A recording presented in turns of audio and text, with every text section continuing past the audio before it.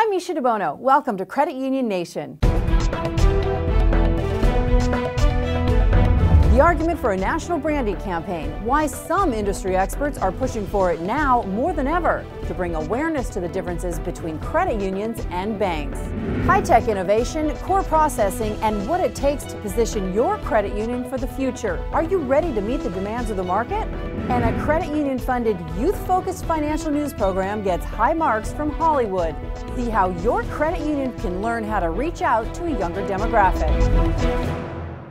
Welcome to the show. Our top story, the credit union industry continues to shrink in numbers as smaller financially challenged CUs are being swallowed up by larger, stronger ones. Currently, there are 7,848 credit unions in the United States. Industry consultants have long predicted that that number will shrink in the next few years by almost a half, to a number closer to 4,000. The NCUA approves of this trend, saying fewer credit unions means more sophisticated financial institutions to better serve more members and businesses. The author of a new paper from the CUN CFO Council wants to help credit union executives better understand the levels of capital they need to remain not only safe and sound, but also competitive. The paper was written by Dr. Harold Sollenberger, an accounting and information systems professor at Michigan State University.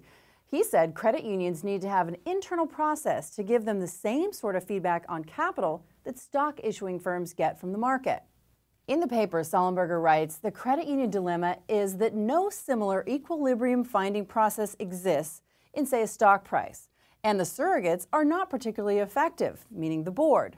The stock market surrogate is the complaining member wanting higher dividends and lower rates. They would also like to get access to the excess capital tied up in the typical credit union's equity section.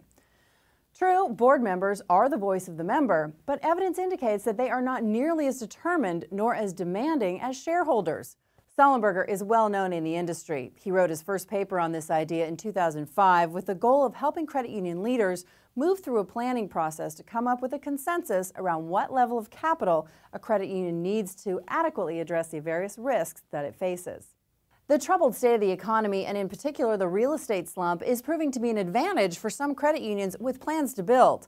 The price of construction materials continues to drop on account of the slow building market, making any plans for new branches a great investment right now.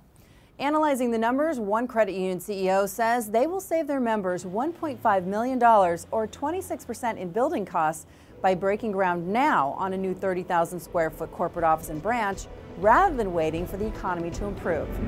Will credit unions soon be regulated by a new financial protection agency? We'll tell you. A credit union-funded TV show gets recognized by Hollywood. Find out how your credit union can be a part of the show. Hi, I'm a credit union.